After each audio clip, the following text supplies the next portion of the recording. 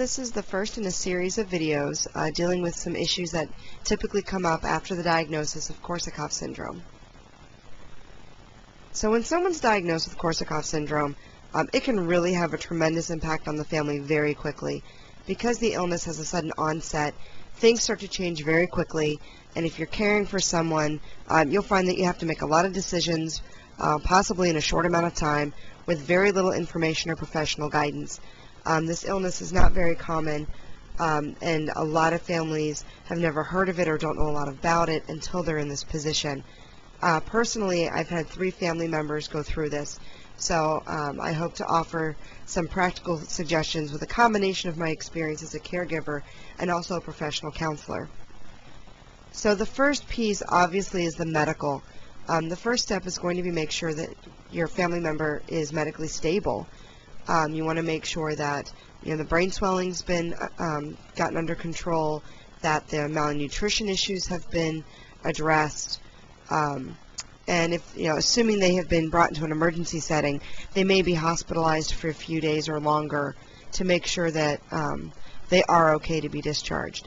During this process, what you can do is start getting copies of any medical records, prescriptions, any copies of bills, not only of that hospital stay, but if you have to go through their home, for example, try to find any copies of any prior bills you can to help you start connecting the dots.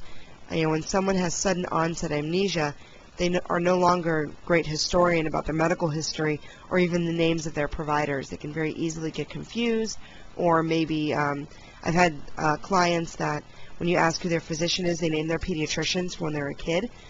So you want to make sure you get as much information as possible. And I suggest starting a big binder with everything in it, because this is a lifelong disease. So the journey they'll go through, they may have multiple caregivers, either with family members or professionals, and it can be helpful to have a master file that you pass on from person to person. If you're not sure how to contact certain providers or who they were seeing, talk to hospital staff. They can be really helpful, and they're usually pretty understanding when someone suddenly has a memory issue of helping you get the information that you need. Another big medical issue I get a lot of questions on clinically is what to do about the alcohol use.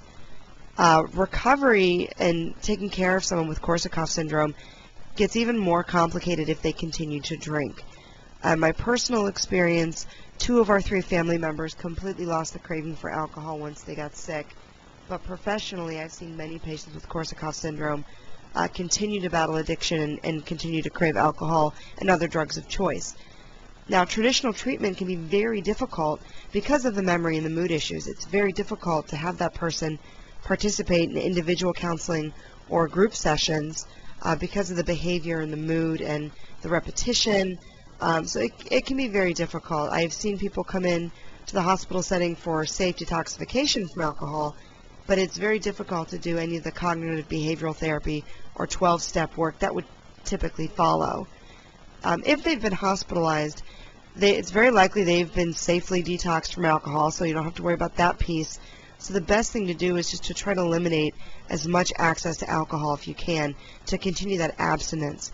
A lot of the early memory and mood issues may actually naturally resolve themselves the longer that they can abstain from alcohol. It's very difficult when we have a patient with Korsakoff syndrome due to drinking to determine in those first couple weeks what is the alcohol effect and what's the brain damage. If your loved one does return to drinking, try to educate yourself, if you have not already, about the signs and symptoms of acute alcohol poisoning and withdrawal, because those can be dangerous and even life-threatening. Another thing I hear a lot from families is a frustration that not more was done in the hospital setting. They feel their loved one was basically stabilized and kind of tossed back on the street. And honestly, there really is not much more an emergency or hospitalist physician can do once someone's diagnosed, because we're talking about lifelong brain damage. In most cases, has little to no improvement in the first couple of years. But we know with more research that's coming out and more professionals becoming involved in creating teams around individuals that there is a lot we can do to support them and their families and do improve quality of life to some extent. So some of the professionals that could be helpful to get on your team. First, a neurologist. And I recognize as I'm going through this list, some of these can be very difficult to access or even pay for. So this is kind of the ideal. But a neurologist can be very helpful in giving you that baseline of functioning, which means taking kind of a snapshot clinically of how they're functioning right after their diagnosis. So you can compare that about every 6 months for the first 2 years and about every year after that to get an idea if they do make progress or if they get worse. A neurologist would also be the physician that could order any kind of imaging, an MRI, CAT scan, things like that, to get a picture of the brain to see how much atrophy or shrinking is going on and where the lesions are. Another important member is a physical therapist. Many people with Korsakoff syndrome suffer weakness or coordination issues, and having a good PT can help strengthen them and help them work through those. Many people with Korsakoff's will have apathy where they feel like they don't have an interest in things anymore, but many also withdraw and are not physically active because they don't feel confident in their body's movement anymore, or they don't feel safe. They feel like they're going to fall. So having a therapist to help them strengthen their muscles and help with coordination really can improve quality of life. A psychiatrist is another one I know can be difficult, but if the individual is on any kind of antidepressant or any other kind of psychotropic or mood stabilizing medication, really strongly recommend you work with a psychiatrist. Many factors come into play with dosages and determining where that therapeutic benefit is. So over time, the progression of the disease, weight gain and loss, normal aging, other hormone factors, other chemistry kind of factors in the body can influence the type of medication and the dose someone should be on. And psychiatrists really are the best qualified when it comes to those medications that interact with mood stabilization. General practitioner and family doctors are very important because in most cases, someone with Korsakoff syndrome due to alcohol, they weren't taking great care of themselves beforehand. So they may not realize until they're in this medical crisis that there might be, maybe high cholesterol needs to get under control or high blood pressure, which blood pressure gets affected very easily by alcohol to begin with. Keeping on top of some basic health maintenance things, and just having a regular provider that they can become familiar with to go to when they get, kind of run-of-the-mill illnesses is, really a good thing. You want to have that support to handle the medical issues other than the Korsakoff syndrome. Dental and vision very quickly go by the wayside. Korsakoff syndrome, the brain swelling that happens right before, can really impact someone's vision. So you want to try to get dental and vision screenings done when the person's stable. And again, try to keep consistency in providers if you can. Any aids if needed for assistance with daily activities, what they call activities of daily living or ADLs, things like bathing, feeding, depending on the severity of the person's condition, in how their living situation is, which the living situation piece I'll get into in a later video. But do they need someone to come in during the day to help them, help prepare meals for them so they're not endangering themselves with the stove or knives or things like that? Do they need someone to help them shower and dress because they're unstable in the bathtub? Things like that. So checking into any benefits as far as home health care aids, especially if there are other medical conditions that they may no longer be able to take care of themselves with the memory issues.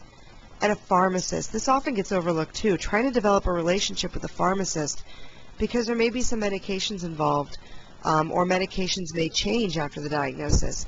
And really having someone on your team that can help you sort those out as you go can really be beneficial. Many symptoms that we see in a lot of areas of mental health or memory can be side effects of other medications. So we can see this combination effect of other medications that are causing some symptoms that we attribute to the illnesses itself. So getting a pharmacist to kind of help you sort through a medication list can be very, very useful. So with those medications, one of my biggest suggestions as a caregiver is to start a list or a spreadsheet of all medications they're on, including brand names, chemical names, if there's a generic, if they're on the generic or the brand, what the dosage is, how many milligrams per day, if it's oral, if it's an injection, things like that. The associated diagnosis, this really gets overlooked a lot. I'll have people come in with a list of medications, but they don't remember why the person's taking them. This is very important to get an idea of other diagnoses the person may have, but also if a medication is being used for what we call an off-label benefit. For example, sometimes there are medications for seizures that are prescribed to regulate sleeping. So the person may not have a seizure disorder, but that medication has a side effect of helping with sleep regulation. So we want to know why that medication was prescribed.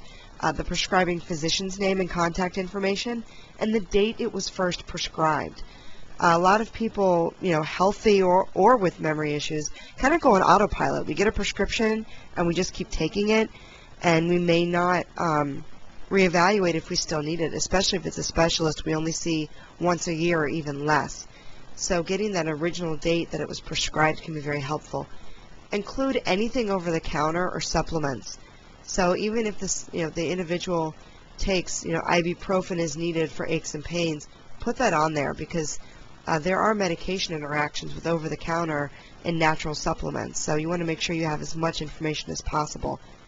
Then the next step is making sure the record that you have at home matches what's at the pharmacy and all of the doctor's offices.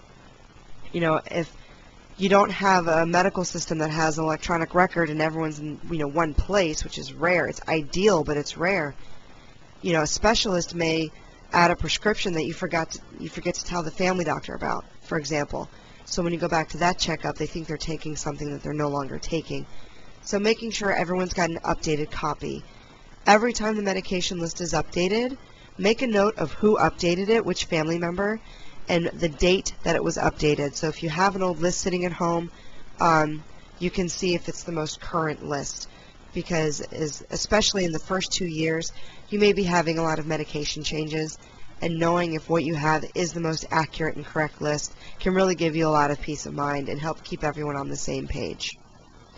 So that was a quick overview of some of the medical issues that can come up when you're caring with someone for Korsakoff syndrome, and I hope that some of the suggestions were helpful.